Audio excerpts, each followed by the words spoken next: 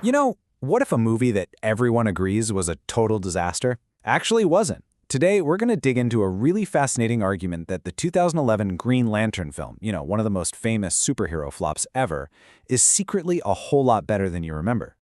So let's get right into it. The whole idea here is that initial tidal wave of bad press basically clouded everybody's judgment. The argument is that if you actually sit down and watch the film now with fresh eyes, you'll find a movie that has way more going for it than it ever got credit for. So here's how we're going to break it all down. First, we're going to hop in a time machine back to 2011 to really get the lay of the land. Then, we'll dive into the film's super ambitious universe and its core ideas, before, yes, tackling its undeniable flaws. You'll want to stick around to the end, because that's where we'll deliver the final verdict. Okay, let's be real. Nobody is calling this thing a hidden masterpiece. The point isn't that the movie is perfect. Not at all. It's that its sheer ambition and its surprising faithfulness to the comics are two huge reasons why we should probably give it another shot. So, to really get why Green Lantern landed the way it did, we have to look at the world it was born into. Because believe me, back in 2011, the rules for making a superhero movie were very, very different. At the time, one name completely dominated the superhero conversation: Christopher Nolan. I mean, his Batman movies were dark, they were gritty, and they were hyper-realistic. That set the tone for everything. It was this unwritten rule: to be taken seriously, your movie had to feel grounded. And right into the middle of that, here comes Green Lantern, this unapologetically bright, colorful, cosmic fantasy. It was a huge, huge gamble. So instead of trying to tone down how weird the comics can be, this movie just went for it. It really leaned into the epic stories that writer Jeff Johns had just used to completely redefine the character. And this, our analysis suggests, is actually where the film shines the brightest. Think about it. Most superhero movies back then kept things pretty close to home, right here on Earth. But Green Lantern? It just chucks us into the deep end of the cosmos. It takes us straight to the planet Oa, the headquarters of the Green Lanterns, and immediately shows us this isn't just about one guy. It's about a massive, intergalactic peacekeeping force. And the movie makes it crystal clear that the core isn't just some small team. No, it's this huge, ancient organization with literally thousands of members, and every single one is a different alien from a different corner of the universe. I mean, that right there gives the whole thing this sense of deep history and incredible scale, pulling directly from the comics.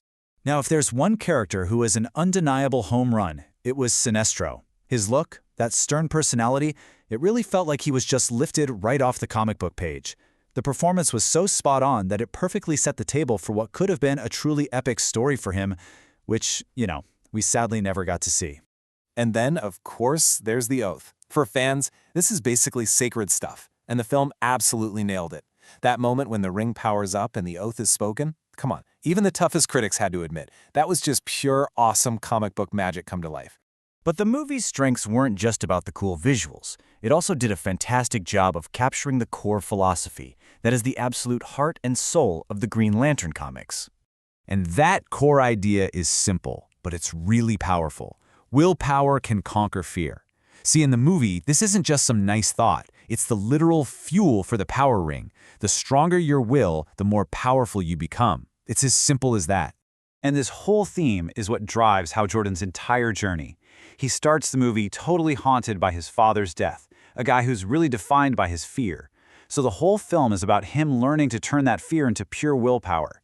His final battle isn't just against some big monster, it's a battle against fear itself, which is literally personified by the villain, Parallax. Okay, let's hit the pause button and be honest here. The film was far from perfect, and this argument is very upfront about that. We have to talk about the weaknesses, the stuff that really held it back. Right, so two major problems really stand out. First, the villain. Parallax looked cool, this terrifying cloud of space fear, but that's really all he was.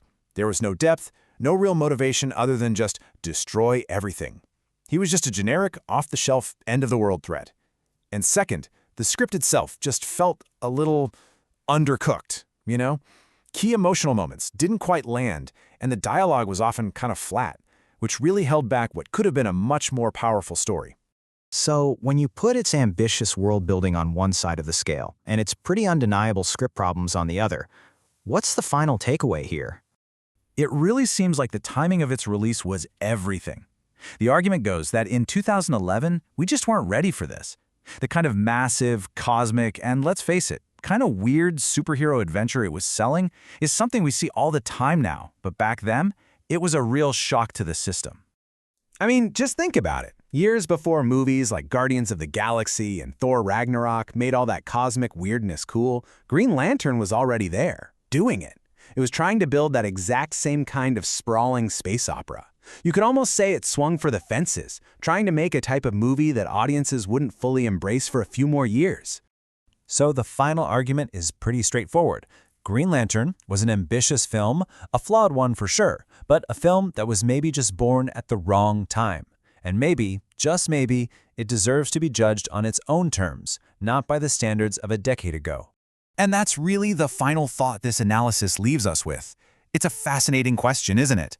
One that totally reframes the entire conversation around this unique and maybe, just maybe, misunderstood movie. What do you think?